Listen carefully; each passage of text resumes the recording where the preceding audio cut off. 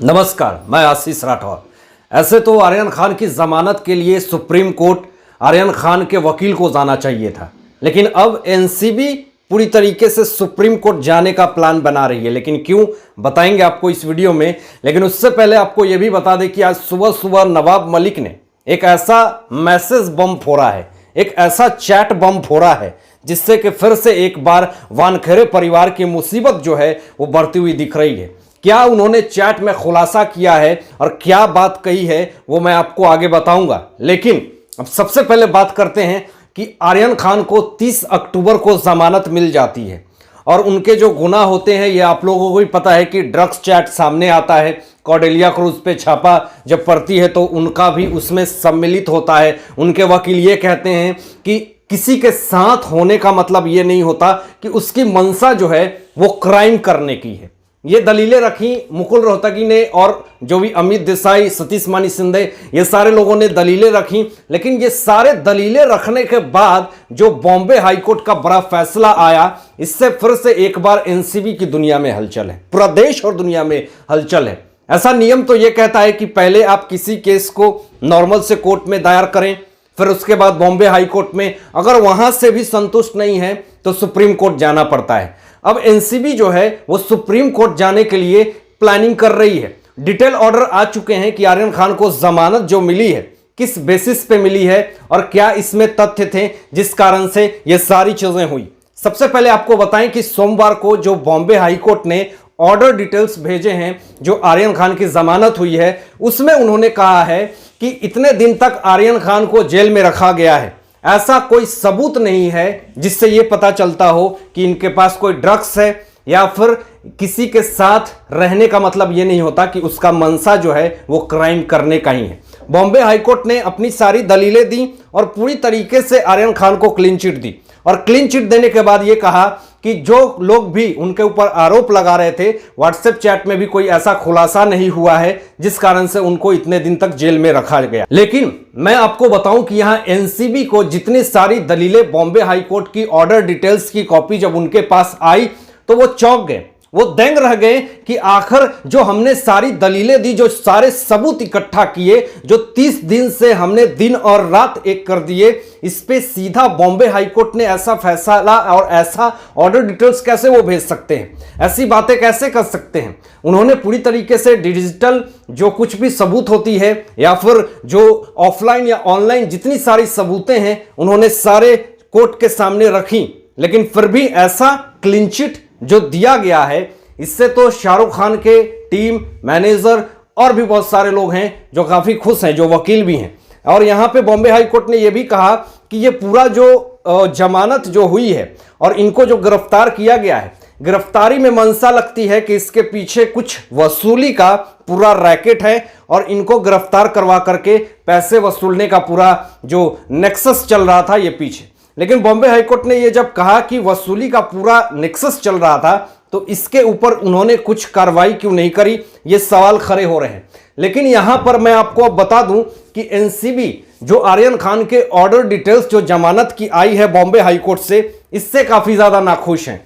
अब वो supreme court का दरवाजा खटखटाएंगे और वहां जाने के बाद वो सारी दलीलें रखेंगे जो उन्होंने शुरुआत से लेकर के अंत तक रखी। सबसे पहले इस बात को समझने की जरूरत है कि अगर एनसीबी गलत होती तो उन्होंने 30 दिन तक इस केस को लड़ा, फिर उसके बाद यहां पे ऑर्डर डिटेल्स देने के बाद भी बॉम्बे हाईकोर्ट का वहां भी नहीं रुकते हैं और एनसीबी सुप्रीम कोर्ट का दरवाजा खटखटाते हैं।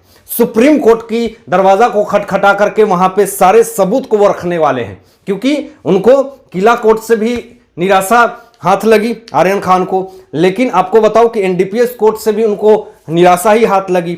लेकिन बॉम्बे हाईकोर्ट से उनको जिस तरीके से क्लीन चिट दी जा रही है ये अपने आप में एक सवाल खड़ा करता है और एनसीबी इसीलिए लास्ट जो सहारा कहेंगे आप, सुप्रीम कोर्ट का ही दरवाजा खटखटा रही। वहां पे जाने के बाद हो सकता है कि जो भी इंटरनेशनल कनेक्शन सामने आए हैं ड्रग्स में या फिर उनके खिलाफ जिस तरीके से ड्रग्स बरामद हुई हैं, उनकी जो फ्रेंड है अरबाज मर्चेंट, मुनमुन धनेजा, ये सारे लोगों के बीच में जिस तरह से ये लोग घर से मर्सिडीज गाड़ी में बैठ करके जिस तरीके से वो एक ही जगह पे जाते हैं, तो मंशा क्या होगी। और जिस तरीके से ये सारा जो खेल हुआ है इसमें एनसीबी ने पूरी बारीकी से इन्वेस्टिगेशन करी है, लेकिन यहां पे बॉम्बे हाईकोर्ट ने साफ तौर पे इनकार कर दिया कि ऐसा एनसीबी के पास कोई सबूत ही नहीं है जिससे आर्यन खान को जेल में भेजा जा सके। लेकिन इसी बीच में एनसीपी नेता नवाब मलिक जिस तरीके से आरोप पे आरोप लगा रहे थे, आर्यन खान केस के बाद जिस तरीके से अपनी बयान दिखा रहे थे, अपने आप को प्रचलित करने के लिए एक से एक भड़काऊ बयान दिए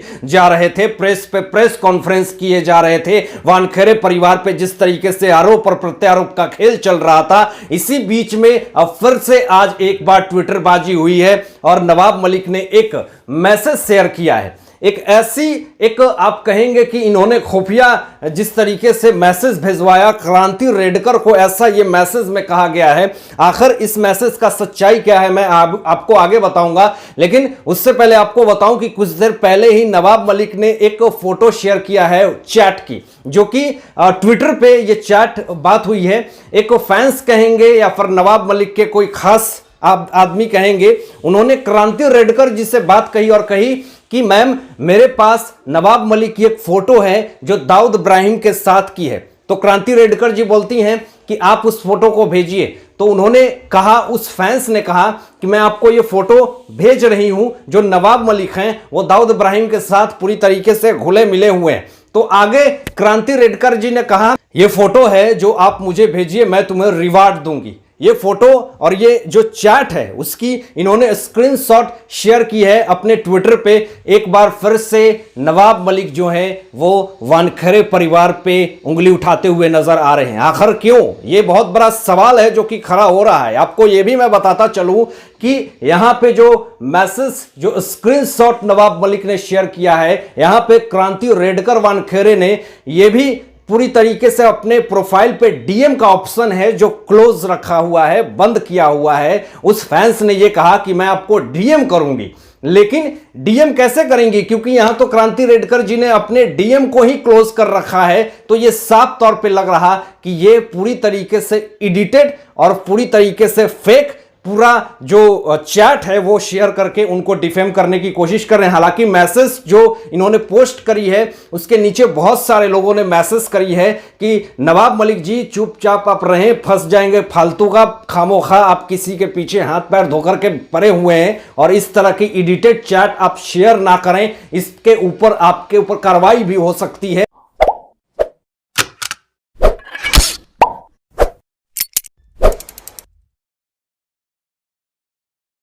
हालांकि इन सारे मुद्दों पे, इन सारे बातों पे आप लोगों की क्या सोच है, आप लोग क्या सोचते हैं, इस विषय में अपने विचार जरूर व्यक्त कीजिएगा। और ऐसे ही लेटेस्ट अपडेट पाने के लिए इस चैनल को सब्सक्राइब करके बेल आइकन प्रेस कर दीजिएगा और अपना ध्यान रखिएगा। Thanks for watching my videos.